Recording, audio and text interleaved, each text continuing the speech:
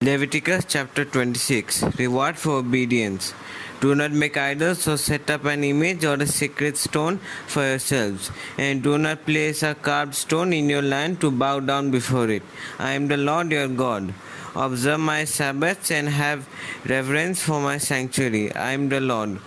If you follow my decrees and are careful to obey my commands, I will send you rain in its season, and the ground will yield its crops and the trees their fruit. Your threshing will continue until grape harvest, and the grape harvest will continue until planting, and you will eat all the food you want and live in safety in your land. I will grant peace in your land, and you will lie down, and no one will make you afraid. I will remove wild beasts from the land, and the sword will not pass through your country. You will pursue your enemies, and they will fall by the sword before you. 5 of you will chase 100, and 100 of you will chase 10,000. And your enemies will fall by the sword before you. I will look on you with favor and make you fruitful and increase your numbers. And I will keep my covenant with you. You will still be eating last year's harvest when you will have to move it out to make room for the new. I will put my dwelling place among you, and I will not abhor you. I will walk among you and be your God, and you will be my people. I am the Lord your God, who brought you out of Egypt so that you would no longer be slaves to the Egyptians. I broke the bars of your yoke and enabled you to walk with heads held high. Punishment for disobedience. But if you will not listen to me and carry out all these commands, and if you reject my decrees and abhor my laws and fail to carry out all my commands and so violate my covenant, then I will do this to you. I will bring on you sudden terror, wasting diseases and fever that will destroy your sight and sap your strength. You will plant seed in vain, because your enemies will eat it. I will set my face against you so that you will be defeated by your enemies. Those who hate you will rule over you, and you will flee even when no one is pursuing you. If after all this you will not listen to me, I will punish you for your sins 7 times over. I will break down your stubborn pride and make the sky above you like iron and the ground beneath you like bronze. Your strength will be spent in vain, because your soil will not yield its crops, nor will the trees of your land yield their fruit. If you remain hostile towards me and refuse to listen to me, I will multiply your afflictions 7 times over, as your sins deserve. I will send wild animals against you, and they will rob you of your children, destroy your cattle, and make you so few in numbers that your roads will be deserted. If in spite of these things you do not accept my correction, but continue to be hostile towards me, I myself will be hostile towards you, and will afflict you for your sins 7 times over. And I will bring the sword on you to avenge the breaking of the covenant. When you withdraw into your cities, I will send a plague among you, and you will be given into enemy hands. When I cut off your supply of bread, 10 women will be able to bake your bread in one oven, and they will dole out the bread by weight.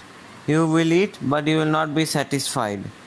If in spite of this you still do not listen to me, but continue to be hostile towards me, then in my anger I will be hostile towards you, and I myself will punish you for your sins 7 times over. You will eat the flesh of your sons and the flesh of your daughters. I will destroy your high places, cut down your incense altars, and pile your dead bodies on the lifeless forms of your idols, and I will abhor you. I will turn your cities into ruins and lay waste to your sanctuaries, and I will take no delight in the pleasing aroma of your offerings. I myself will lay waste the land, so that your enemies who live there will be appalled. I will scatter you among the nations, and will draw out my sword and pursue you. Your land will be laid waste, and your cities will lie in ruins. Then the land will enjoy its Sabbath years all the time that it lies desolate, and you are in the country of your enemies. Then the land will rest and enjoy its Sabbaths. All the time that it lies desolate, the land will have the rest it did not have during the Sabbath you lived in it. As for those of you who are left, I will make their hearts so fearful in the lands of their enemies that the sound of a wind-blown leaf will put them to flight. They will run as through fleeing from the sword, and they will fall even though no one is pursuing them. They will stumble over one another as though fleeing from the sword, even though no one is pursuing them. So you will not be able to stand before your enemies.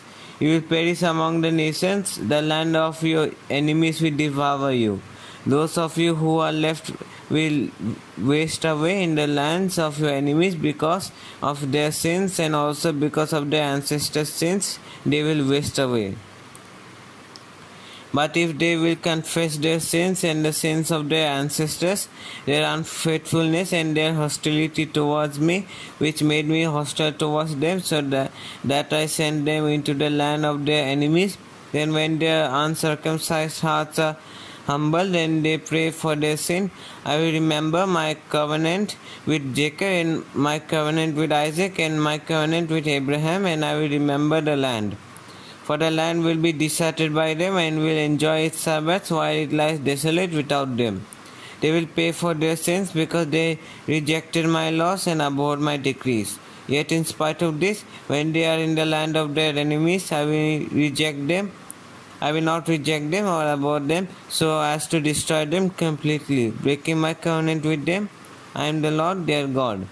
But for their sake I will remember the covenant with their ancestors, whom I brought out of Egypt in the sight of the nations, to be their God. I am the Lord. These are the decrees, the laws and the regulations that the Lord has established on Mount Sinai between himself and the Israelites through Moses. Leviticus Chapter 27. Redeeming what is the Lord's.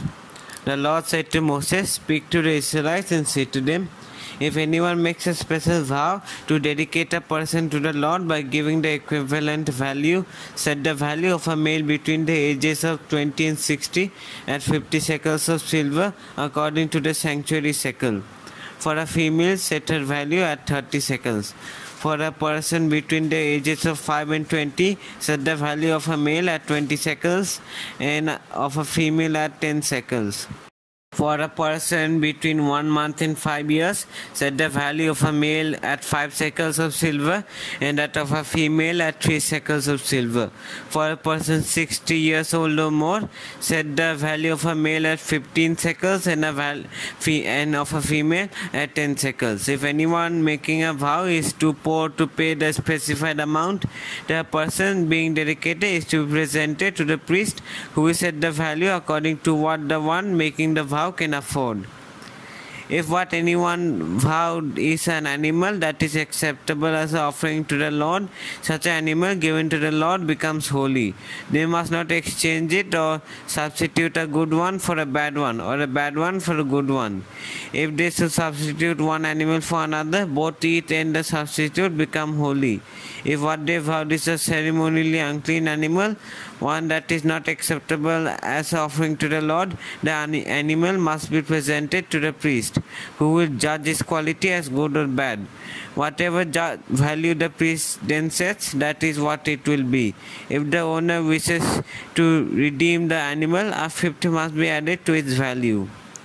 If anyone dedicates their house as something holy to the Lord, the priest will judge its quality as good or bad. Whatever value the priest then sets, so it will remain.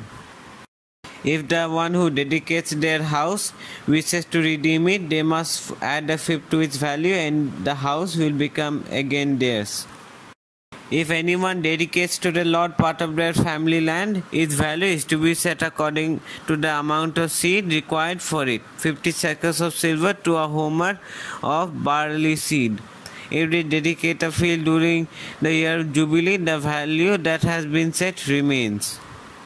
But if they dedicate a field after the Jubilee, the priest will determine the value according to the number of years that remain until the next year of Jubilee, and its set value will be reduced. If the one who dedicates the field wishes to redeem it, they must add the fifth to its value, and the field will become theirs. If, however, they do not redeem the field, or if they have sold it to someone else, it can never be redeemed. When the field is released in the Jubilee, it will become holy like a field devoted to the Lord. It will become priestly property. If anyone dedicates to the Lord a field they have bought, which is not part of their family land, the priest will determine its value up to the year of Jubilee, and that person must pay its value on that day as something holy to the Lord. In the year of Jubilee, the field will revert to the person from whom it was bought, and the one whose land it was. Every value is to be set according to the sanctuary shekels, 20 gerahs to the shekel. No one, however, may dedicate the firstborn of an animal, since the firstborn already belongs to the Lord. Whether an ox or a sheep, it is the Lord's. If it is one of the unclean animals, it may be brought back at its set value, adding a fifth of the value to it. If it is not redeemed, it is to be sold at its set value. But nothing that a person owns and devotes to the Lord, whether a human being or an animal of family land, may be sold or redeemed. Everything so devoted is most holy to the Lord. No persons devoted to destruction may be ransomed. They are to be put to death. A tithe of everything from the land, whether grain from the soil or fruit from the trees, belongs to the Lord. It is holy to the Lord. Whoever would redeem any of the tithe must add the fifth of the value to it. Every tithe of the herd and flock, even 10th animal that passes under the shepherd's rod, will be holy to the Lord. No one may pick out the good from the bad or make any substitution. If anyone does make a substitution, both the animal and its substitute becomes holy and cannot be redeemed. These are the commands the Lord gave Moses on Mount Sinai for the Israelites.